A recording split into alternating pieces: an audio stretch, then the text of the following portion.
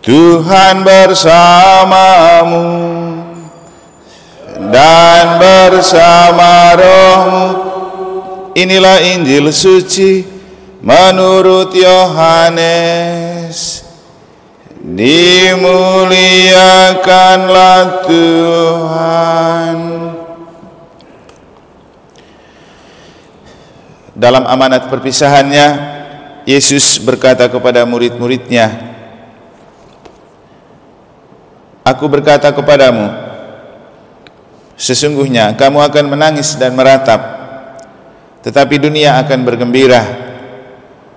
Kamu akan berduka cita, tetapi duka citamu akan berubah menjadi sukacita. Seorang perempuan berduka cita pada saat ia melahirkan, tetapi sesudah melahirkan anaknya, ia tidak ingat lagi akan penderitaannya. Karena kegembiraan bahwa seorang manusia telah dilahirkan ke dunia.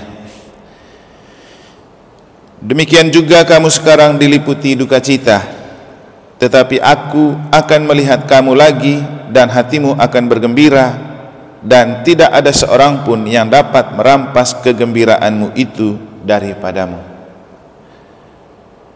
Dan pada hari itu kamu tidak akan menanyakan apa-apa padaku.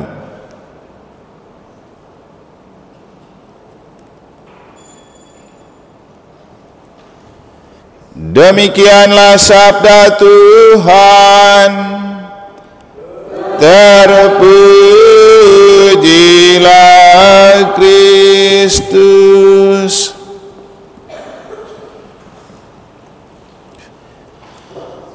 Aku akan melihat kamu lagi dan hatimu akan bergembira, dan tidak ada seorang pun yang dapat merampas kegembiraanmu itu daripadamu. Bapak, Ibu, saudara-saudari, adik-adik dan anak-anak sekalian yang saya kasih dalam Tuhan, coba tengok ke dalam diri dan ke dalam pengalaman kita. Apakah kita pernah menemukan suasana yang dilukiskan oleh Yesus? Kegembiraan. Kegembiraan sampai tidak ada satupun orang yang merampas. Pernah? Mbak Bulan, pernah?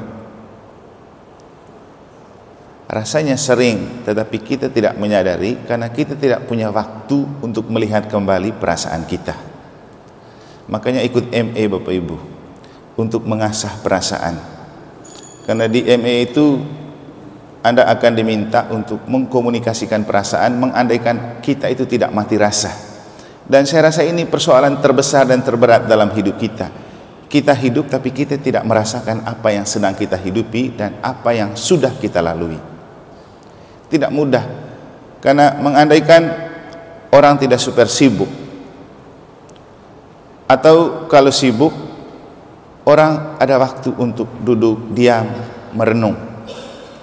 Maka kenapa kemudian saya bilang misa itu kesempatan untuk kita duduk diam merenung untuk apa yang telah kita alami sehari. Kita sudah bergulat dengan banyak pekerjaan, kita sudah bergulat dengan banyak kehidupan, tapi kapan waktunya kita menyadari itu semua adalah bagian dari kehidupan kita, biar hidup itu tidak dilalui seperti begitu-begitu saja.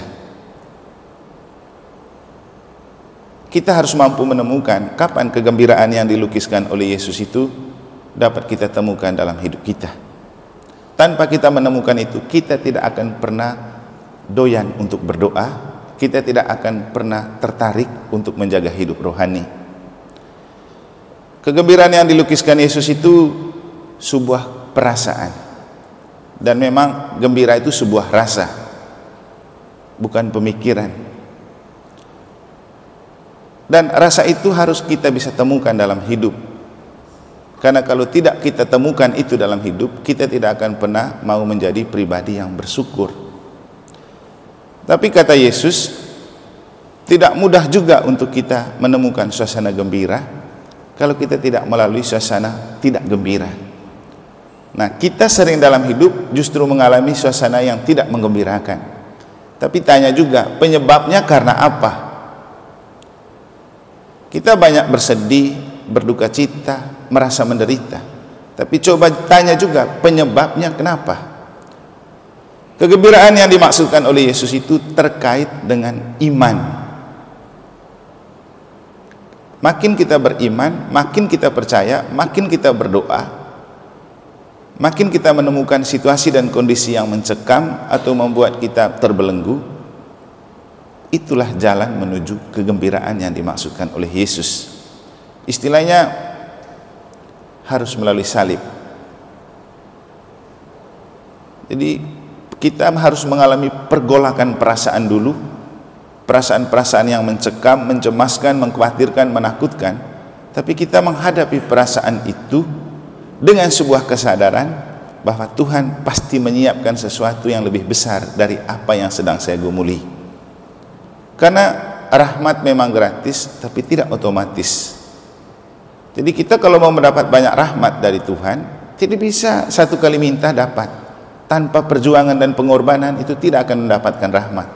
Kenapa kemudian kita perlu berkorban kalau mau dapat rahmat? Kita punya mental ini, maunya ketika kita butuh, doa satu kali Tuhan kasih. Tidak bisa Bapak Ibu. Harus ada pengorbanan, memberi diri. Misalnya kalau mau dapat rahmat, datang dulu misanya. Ikut dulu, harus berkorban dulu, korbankan waktu, korbankan keasikan di rumah, korbankan pekerjaan, mari nikmati.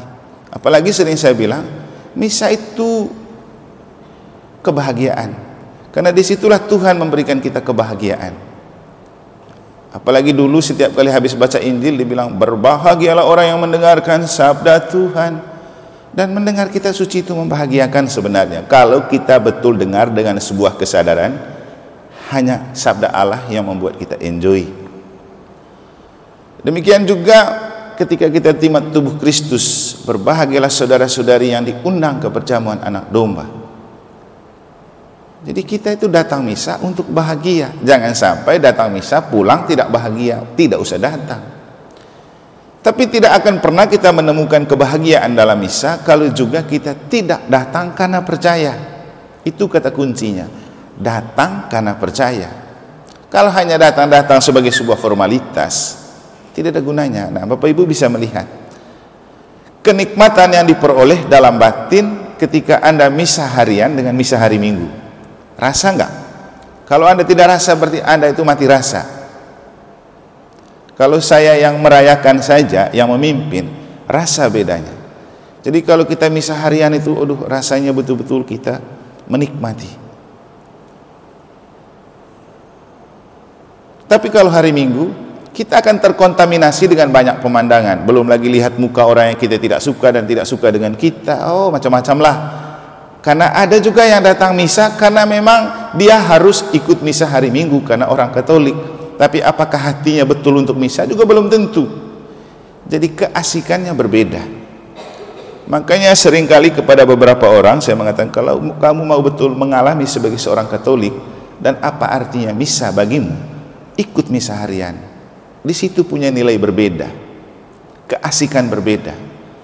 Dan karena memang kita datang misa karena kita mau bahagia. Kebahagiaan yang tidak bisa dapatkan di kantor, di tempat kerja, di rumah bahkan tidak ada. Susah kita dapat bahagia di sana.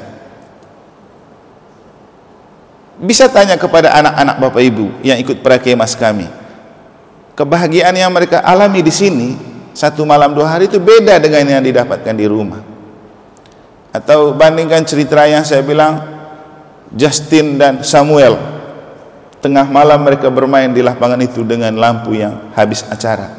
Mereka menikmati keasikan itu, tapi di rumah mereka menikmati itu enggak?